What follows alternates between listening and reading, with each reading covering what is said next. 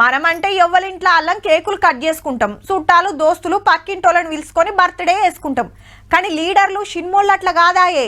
అన్నదానాలు, అభిషేకాలు, పటాకుల మూతలు, డీజే పాటలతోని ధూమ్ ధామ్గా చేసుకుంటారు. పెద్ద పెద్ద హోటళ్ళల్లో పెద్ద పెద్దోళ్ళని పిలుచుకొని దావత్ ఇస్తుంటారు.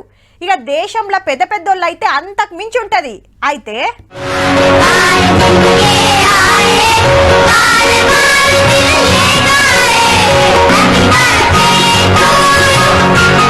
రాష్ట్రపతి ద్రౌపది ముర్ము మేడం పుట్టినరోజు మస్తు సంబరంగా జరిగిందబ్బా.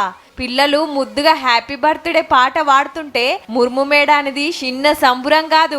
డెహ్రాడూన్ టూర్లున్న మేడం ఈ స్కూల్ పిల్లల నడుమ ఇంత సింపుల్ గా బర్త్డే చేసుకున్నది.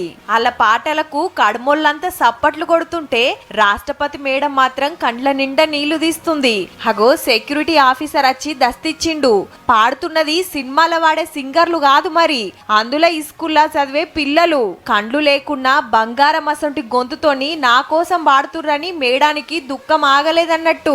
నా జీవితంలో ఇది మర్చిపోలేని రోజు. ఏ మర్మం తెలియని పిల్లల గానం సూపు లేకున్నా అల్ల కళ మన దేశ ఆత్మనే చూపిస్తుందని తారీఫ్ చేసింది. मेरे आंखों से तो पानी रुके नहीं रुका. ये मुझे लगता है ये गले से नहीं गा रहे थे, ये हृदय से गा रहे थे.